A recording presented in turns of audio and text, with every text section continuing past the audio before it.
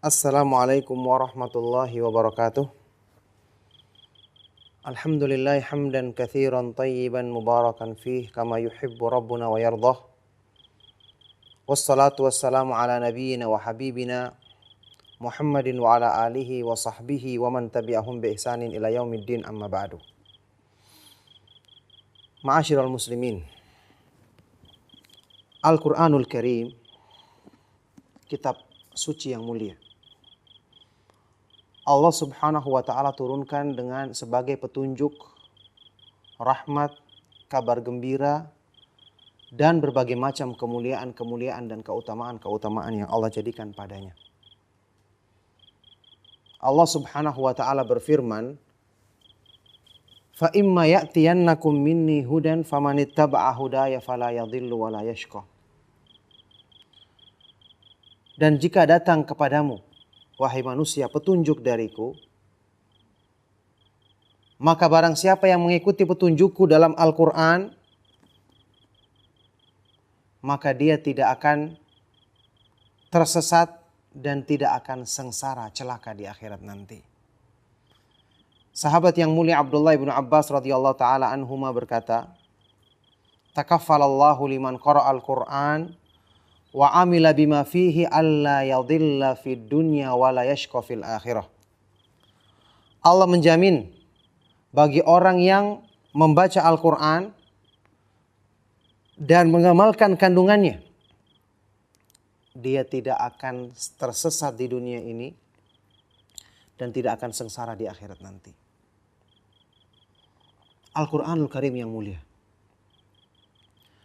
Akan tetapi kenyataannya kaum muslimin rahimakumullah, banyak di antara kita yang membaca Al-Quran rajin membolak-balikan lembarannya.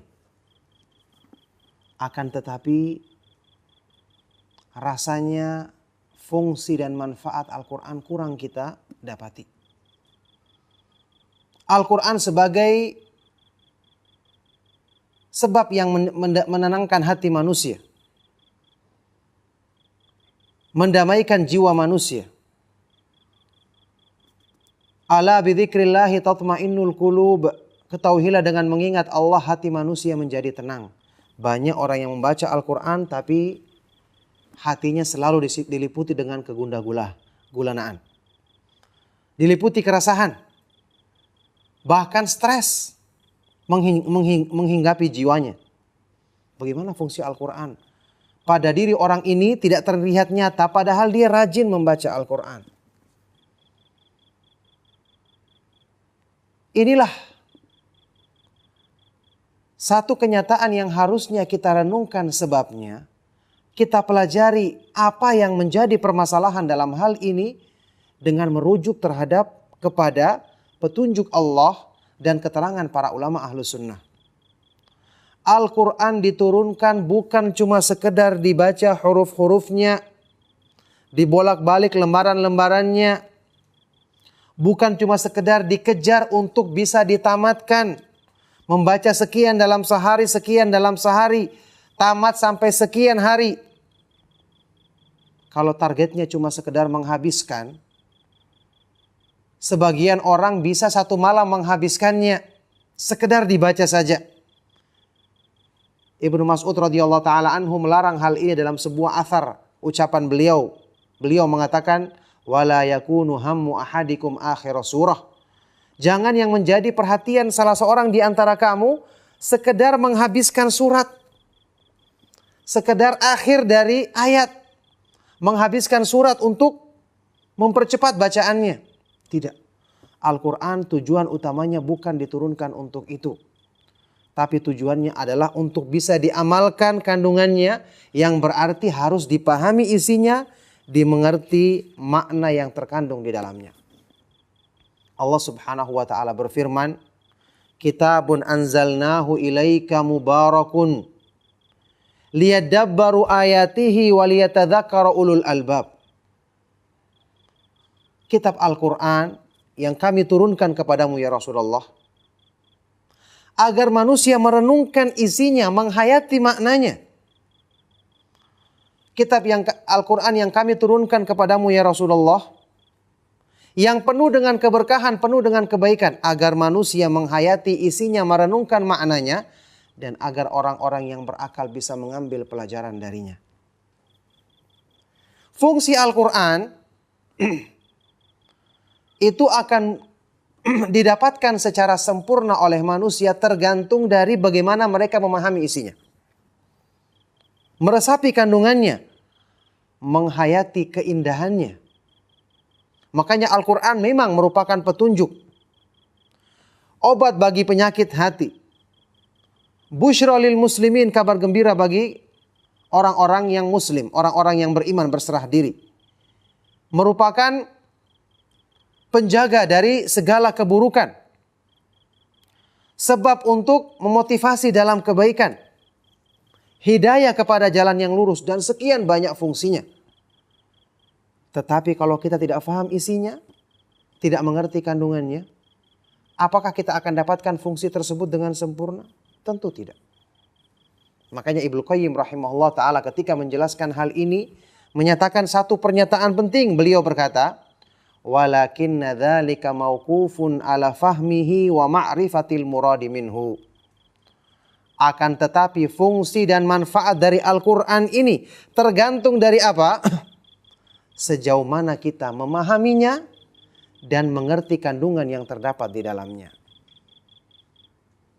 Makanya ada orang yang membaca Al-Quran bahkan menghafalnya, rajin menelaahnya, tapi dia tersesat dari jalan Allah Subhanahu wa ta'ala.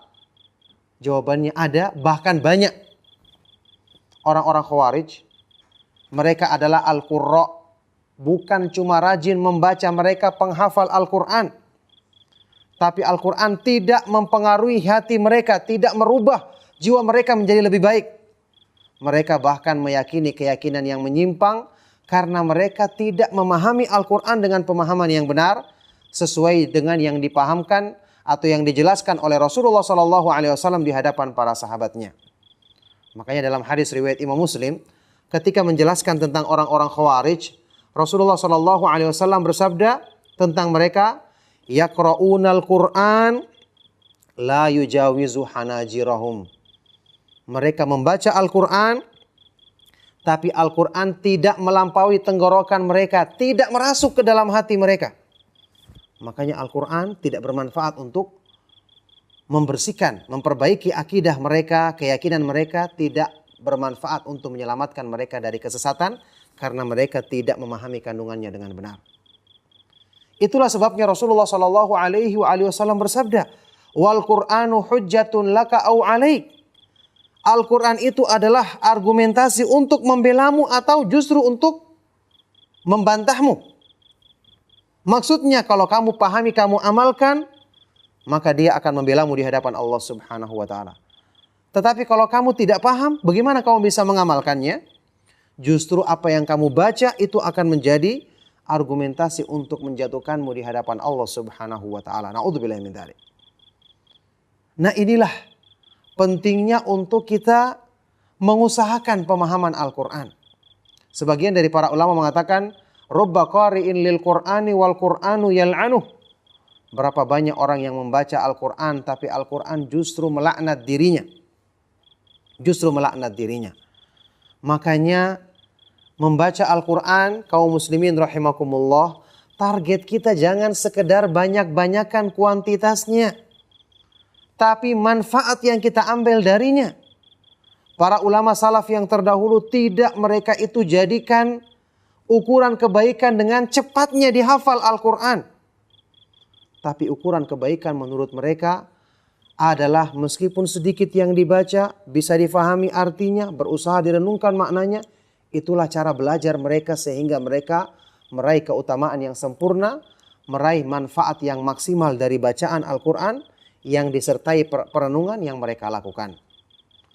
Oleh karena itu salah seorang tabi'in yang mulia, Abu Abdurrahman As-Sulami, menceritakan bagaimana waktu mereka belajar Al-Quran dari para sahabat radhiyallahu ta'ala anhum ajma'in, sebagaimana ini merupakan metode yang ditempuh oleh para sahabat ketika mereka belajar Al-Quran dari Rasulullah SAW.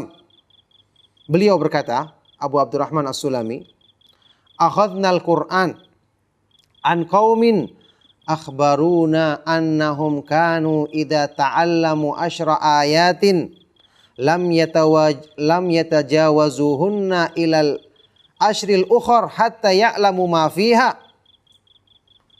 Kami belajar Al-Quran dari satu kaum, yaitu para sahabat, yang mereka menceritakan kepada kami bahwa mereka jika mempelajari 10 ayat dari Al-Quran, mereka tidak akan melampauinya ke 10 ayat berikutnya sampai mereka memahami kandungannya, memahami, merenungkan dan mengamalkannya. Ini adalah cara belajar yang benar, yang dengan ini mereka dimuliakan oleh Allah Subhanahu wa taala, bisa mengambil manfaat dan fungsi yang sempurna dari ayat-ayat Al-Quran yang diturunkan untuk kebaikan dan keberkahan bagi hidup manusia. Maka semoga Allah Subhanahu wa taala menjadikan kita sebagai ahlul Quran yang sesungguhnya, yang rajin membacanya, berusaha memahami artinya, minimal membaca terjemahannya, dan berusaha mengambil faedah, menyembuhkan penyakit hati, meluruskan keimanan kita dari petunjuk Al-Quran yang sempurna. Semoga Allah Subhanahu wa taala senantiasa menjadikan Al-Quran sebagai imam yang membimbing kita untuk menempuh jalan yang lurus sampai di akhir hayat kita. Wassallallahu wasallam wa barak ala nabiyyina Muhammadin wa ala alihi wa sahbihi wa man tabi'ahum bi ihsanin ila yaumiddin wa akhiru da'wana anil hamdulillahi rabbil alamin. Wassalamualaikum warahmatullahi wabarakatuh.